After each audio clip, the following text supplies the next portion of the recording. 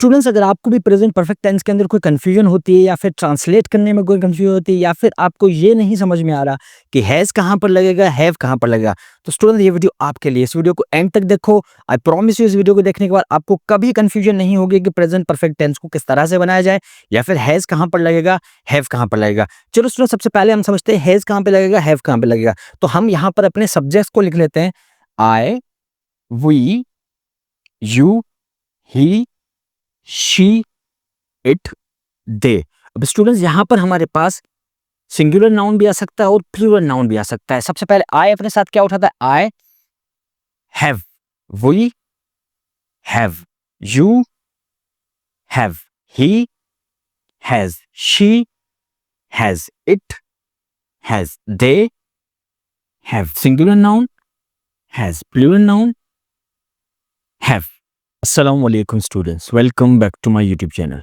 I'm Professor Hadi, your English tutor, and this is the 10th video lecture on tenses. Students, आज के इस video lecture के अंदर हम प्रेजेंट परफेक्ट टेंस को स्टडी करने वाले। So without wasting any time, let's move on to the topic. Students, अगर हम इस टेंस के स्ट्रक्चर को देखें तो यहाँ पर आपको क्या दिख रहा है? सबसे पहले सब्जेक्ट, सब्जेक्ट के बाद हैज, हैव, वर्ब की थर्ड फॉर्म, ऑब्जेक्ट। मतलब इस स्ट्रक्चर के अंदर सब्जेक्ट के साथ हैज, हैव और वर्ब की थर्ड फॉर्म लगेगी।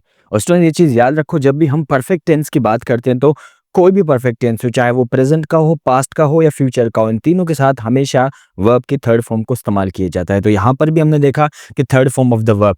चलो इस स्ट्रक्चर को सेंटेंस के अंदर इस्तेमाल करें। यहाँ पर हमारे पास एक सेंटेंस लिखा हुआ है, मैं अपना काम पहले ही मुकम्मल कर चुका हूँ। मैं अपना काम पहले ही मुकम्मल कर चुका हूँ। तो यहाँ पर आपको एक चीज समझ में आई कि इसकी एंडिंग क्या होती है, कि कर चुका हूँ या फिर कर लिया है। यहाँ पर हमने लिखा है मैं अपना काम पहले ही मुकम्मल कर चुका हूँ। इसी जगह पर यहाँ पर यह भी लिखा होता कि मैंने अपना काम पहले ही कर लिया है। तो ये भी वैलिड है, दोनों तरह से इसकी मीनिंग निकलती है कि मैं अपना काम कर चुका हूँ या फिर कर लिया है। आई होप सो आपको समझ में आ रहा होगा। तो चलो इसको ट्रांसलेट करते हैं। मैं अपना काम पहले ही मुकम्मल कर चुका हूँ। तो मैं मतलब कि आई, यहाँ पर सब्जेक्ट क्या है? आई। मैं अपना काम पहले ही मुकम्मल कर चुका हूँ। आई के साथ क्या लगता है भाई? हैज, हैव में हमने ये चीज देखी हुई है कि आई अपने साथ क्या उठाता है? हैव। तो यहाँ पर क्या लगेगा? I have. और पहले ही को क्या कहते हैं? ऑलरेडी। और मुकम्मल करने को फिनिश्ड। किसका काम? मेरा काम। मैं अपना काम कर चुका हूं ना, माई वर्क। तो सेंटेंस क्या बना? I have already finished my work. मैं अपना काम पहले ही मुकम्मल कर चुका हूं। उसके बाद स्टूडेंट देखें, हमारे पास दूसरा सेंटेंस किस तरह का है? मैंने अभी तक अपना काम मुकम्मल नहीं किया। तो स्ट्रक्चर के अंदर देखें तो नॉट, ये नेगेटिव सेंटेंस है। तो कैसे बनेगा? स्ट्रक्चर के हिसाब से देखें तो सबसे पहले सब्जेक्ट लगेगा। तो यहाँ पर हम सब्जेक्ट लगा देंगे, मैं मतलब कि आई। उसके बाद क्या लगेगा? Has, have. तो आई अपने साथ क्या उठाता है? हैव। उसके बाद क्या लगेगा? उसके बाद नॉट। आई हैव नॉट, मैंने अभी तक अपना काम मुकम्मल नहीं किया। अभी तक। तो स्टूडेंट ये येट, ये लास्ट में लगता है, अभी तक। सेंटेंस क्या बनेगा? I have not finished my work yet. मैंने अभी तक अपना काम मुकम्मल नहीं किया। I have not finished my work yet. उसके बाद स्टूडेंट्स, क्या मैंने अपना काम मुकम्मल कर लिया है?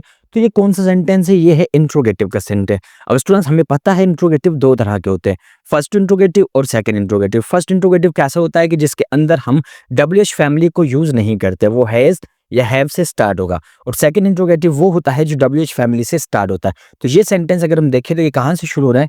क्या मैंने अपना काम मुकम्मल कर लिया? तो स्टूडेंट, यहाँ पर कोई WH फैमिली का वर्ड नहीं लग रहा, ये सिर्फ पूछ रहा है कि क्या मैंने अपना काम मुकम्मल कर दिया। तो आप इसका आंसर येस नो में दे सकते हो, येस या फिर नो। तो इसका मतलब ये कौन सा टेंस है? ये है हमारे पास फर्स्ट इंट्रोगेटिव का सेंटेंस।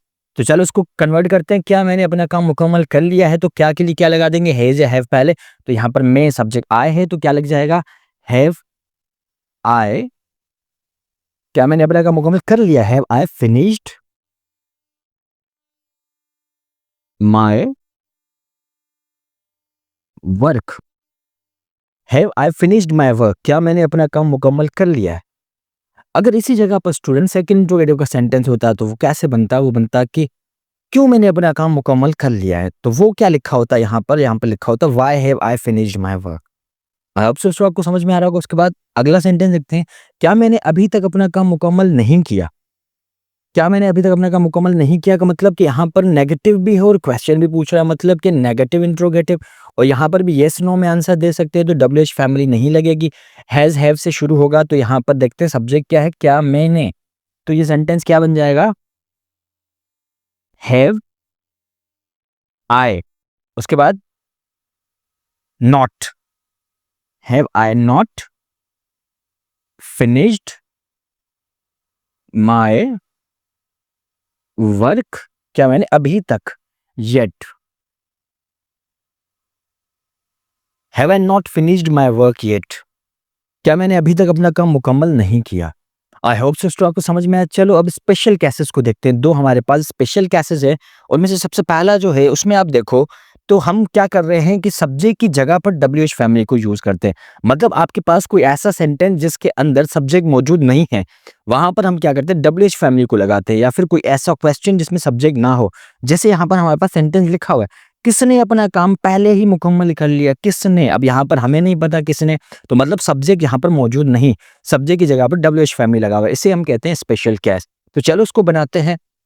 किसने अपना काम पहले ही मुकम्मल कर लिया, तो सेंटेंस बनेगा हु, उसके बाद क्या लगेगा, हैज या हैव। तो एक बंदे की बात हो रही है, तो who has already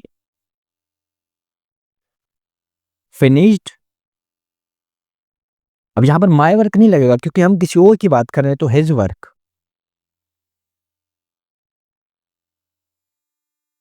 who has already finished his work, उसके बाद किसने अपना काम अभी तक मुकम्मल नहीं किया, किसने अपना काम अभी तक मुकम्मल नहीं किया, तो यहां पर भी क्या लग जाएगा स्टूडेंट्स, हु। अपना काम अभी तक मुकम्मल नहीं किया मतलब ये नेगेटिव इंट्रोगेटिव का सेंटेंस है। और यहाँ पर क्या लगेगा, हु के बाद मतलब हमने डब्ल्यूएच फॉर्म में लगाया, उसके बाद हैज या हैव। हु अकेला है तो यहाँ पर लगेगा हैज, उसके बाद नॉट लग जाएगा, हु हैज नॉट। उसके बाद वर्ब, यहाँ पर वर्ब क्या है, फिनिश्ड। उसके बाद ऑब्जेक्ट, तो किसने अपना काम अभी तक मुकम्मल नहीं किया, तो who has not finished his work yet. I hope so student आपको समझ में आया कि कैसे इस स्ट्रक्चर को बनाया जा रहा है या फिर यहाँ पर सेंटेंस किस तरह से बनते हैं। अगर आपको किसी एक सेंटेंस में कंफ्यूजन हो या फिर आपको टेंस के अंदर कोई प्रॉब्लम है या आप कोई सवाल पूछना चाहते हैं मुझसे, तो कमेंट सेक्शन में पूछ सकते हैं। अब हम मिलते हैं नेक्स्ट वीडियो लेक्चर में, तब तक के लिए अल्लाह हाफिज।